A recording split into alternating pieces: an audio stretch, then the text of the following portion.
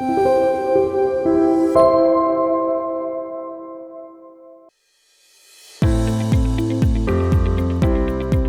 behavioral scientist named Robert Cialdini, he thought, how could we get people to use less energy in a behaviorally driven way?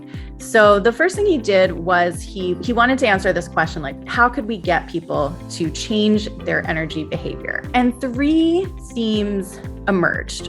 So people said, it's important to use less energy so we could save money on our bills. Another theme that came up when talking to people is, it's important for the planet. And the third thing that people brought up was, it's like important for the community, because if we're all using less energy, we will have less brownouts, less blackouts.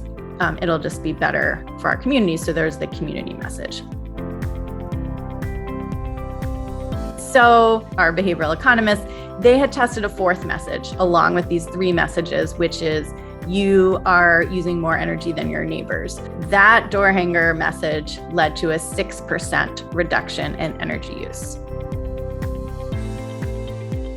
The founders of Opower have this great idea, like, we can help people save energy. We'll need to work with the utility company to get their data. Utility companies were not looking for this solution. So Opower really had to work to find a utility company who would let them try this out. There was a small utility company in Sacramento. They're called SMUD, and SMUD really needed a carbon calculator built because it was part of their regulations. Opower, their software company, and they said, sure, we will build this for you if you let us send these energy reports to 20,000 of your customers. And they said, yes, you may do that.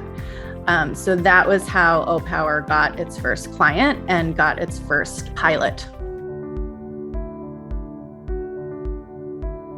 The very first Opower Energy Report had this smiley scale. So if you did really well, you'd get a super big smiley. If you were just in the middle, you got a normal smiley. But if you were using more than your neighbors, you got a frowny face. What happened was customers would call in and be really upset if they got a frowny face. This was now cannibalizing one of their business goals, which was customer satisfaction. So I'll tell you some things that we did. Instead of using the word you, we use your home. And just this simple change makes things feel less personal and emotional. So your home, it has a different feeling than you.